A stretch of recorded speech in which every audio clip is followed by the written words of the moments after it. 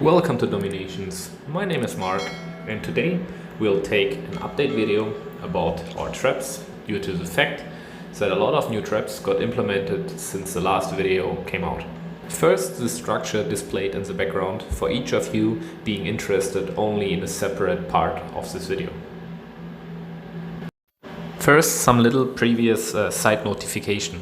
The video still is not 100% complete. Probably there are players out there, probably you, even as viewer, has some interesting tips and tricks, approaches how to use your own traps. So it could be valuable for all players. So be so kind if you have any suggestions which were not met in the video, just post them in the commentary section and I will highlight them so that each player can see them. So the longer the video is out, make sure to check out the comment section. Probably there are some hints which were missed inside the video. Let's mention some basic and yet obvious facts, but which are nevertheless valuable for new players.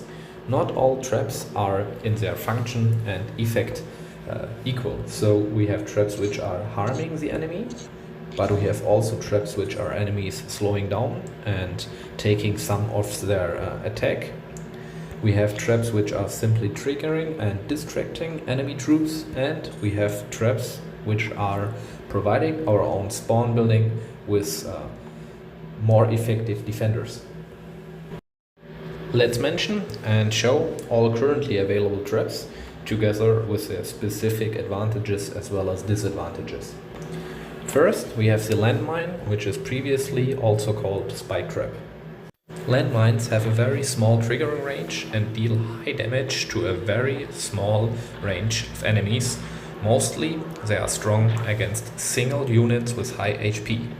The Landmine has significant disadvantage against troops which are high in number, killing only a few of them, as well as being triggered by, for example, a decoy trap and then being disarmed for whole of the battle. Then we have the Barbed wire, which is previously or in previous ages called caltrops. Barbed wire is not harming enemy troops, it's simply slowing them down and decreasing their attack. Its triggering range as well as its range of effect is moderate, and located in key positions it can make the difference between success and losing a battle. The Barbed wire is the only trap which is once triggered available and active for the whole battle and disadvantaging enemy troops. The ambush trap, it has a moderate range of effect as well as range for triggering. Honestly, those troops are pretty weak. Nevertheless, those spawning infantrymen can distract enemy troops and keep them in positions which are pretty dangerous for them in front of defensive buildings, for example. Also, the unintended trigger of ambush traps by a rally of your troops can cause high losses. Nevertheless, same like mines, for example, triggering this trap makes it deactivated for the whole rest of the battle. The S.A.M battery. S.A.M batteries are air traps, so only triggering and harming enemy air units such as planes, bombers, transport, but also generals and the tactical helicopter from the barracks. Located in strategic positions, it can deal massive damage and cost the enemy valuable air troops. Nevertheless, there's one big disadvantage. The S.A.M battery is only reacting to enemy planes, so getting fired, and probably in a situation the enemy plane already has been destroyed. Nevertheless, one of those air traps getting wasted. The decoy trap. It's not harming enemy troops, it's simply keeping their attention until it's getting destroyed or a specific time amount run out. Its triggering range is moderate, but its range of effect is pretty huge and all troops within getting distracted by it. Common disadvantage. Being triggered, the trap is wasteless. Nevertheless, it has a huge advantage. If it is getting triggered, it even breaks enemy rally commands. So rally troops will come back and do not do what they got commanded by the rally command previously. The single flare. Single flares do also not directly hurt enemy troops. They simply alert immediately spawning troops nearby, which get bonus statistics such as additional damage. It's pretty useful against those troops which are ordinarily not spawning enemy troops, such as paratroopers. Unfortunately, also once triggered, its effect is completely gone. The Claymore. Claymores have a little triggering range, but a cone-shaped, huge range of damage they deal to enemy troops. Their damage is not that high, so they are pretty much more effective against a bunch of enemy troops instead of single units with high HP, as well as the armored ambush trap. Armored ambush traps work equally to ordinary ambush traps, except for they are not spamming infantrymen, but attack vehicles who have bonus damage against enemy troops, generals and tanks, so being massively and destructive against troops nearby. Especially tanks and generals are endangered by those troops.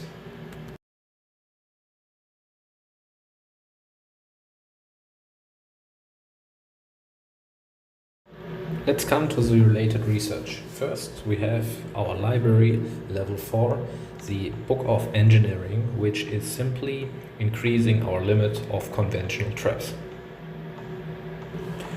Then, at level 13 library, we have the Anti-Aircraft book, which is not only, but primarily increasing our S.A.M batteries, so the S.A.M battery damage, the S.A.M battery range, which is pretty important, and giving one additional S.A.M battery at chapter 1 up to 3. At least in level 14 library we also have the Palisades book, which is increasing the effectiveness of the armored ambush traps. At least in level 14 library we have the Tactical Defenses book, which is increasing the effectiveness of our armored ambush traps. In the university we have Emilia Earhart in level 4. There we can research 10 times 3% additional damage for the S.A.M batteries. Also Harriet Tubman has some researches for us. First, at the very bottom level, level 2 university, we have trap upgrade time being able to increase by 10 times 1%, same as trap upgrade cost, which is also being increasable by 10%. At least at level 6 university, also Harriet Tubman has the ability to let us research 10 times 1% additional decoy. At least Harriet Tubman has some researches regarding our traps. First, in level 2 university, 10 times 1% for trap upgrade time, as well as 10 times 1% for trap upgrade cost. And at level 6 university, 10 times 1% for our decoy trap additional hit points. Here we are in the pre-last chapter about tips how to use our traps. First tip, use barbed wire in bottlenecks or maze sections of your layout. In bottlenecks, barbed wire is working 2 or even 3 times and affecting more enemy troops.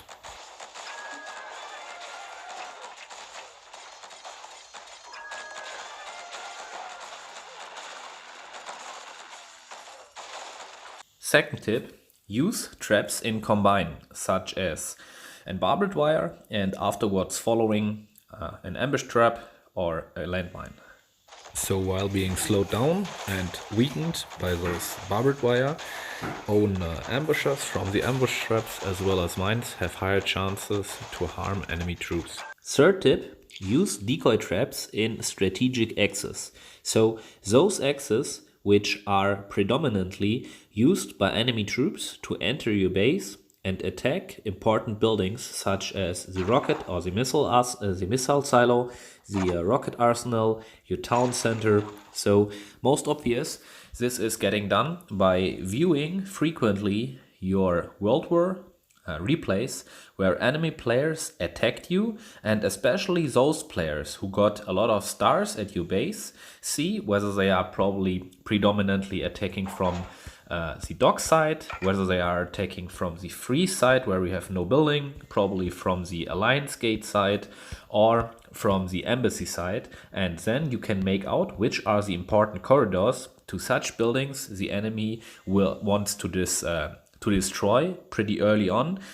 Triggered decoy traps are able to interrupt enemy rally commands as well as rally tactics, costing the enemy time or even one of its valuable tactics. Number 4, The scan or satellite scan tactic from space age ongoing is pretty nasty and can disable a lot of your traps, especially those SAM batteries, which are valuable against strong enemy air troops.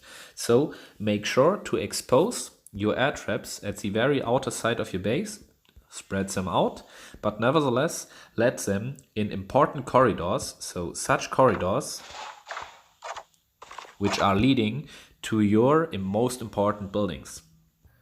I have already mentioned it, and it's probably also already common sense, but you can distinguish each layout, no matter whether the forest is cleared or not, in 4 same shaped triangles.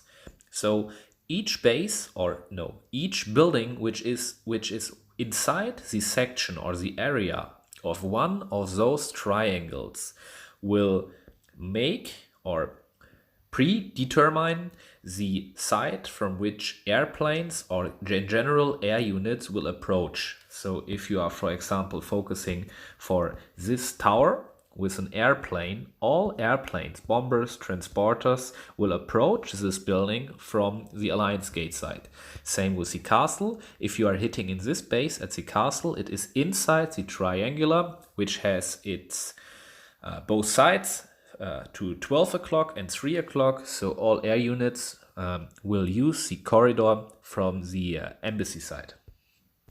Now, when you have identified your most important buildings, such as only, for example, the rocket arsenal, you can pretty easily determine in which triangle it is located and therefore determine from which side of the base enemy airplanes will approach, and therefore just deduce the corridor from where airplanes will come, locating the SAM battery exposed to the outer side right inside of this corridor. Making it pretty easy to predict and prevent enemy early on air units use.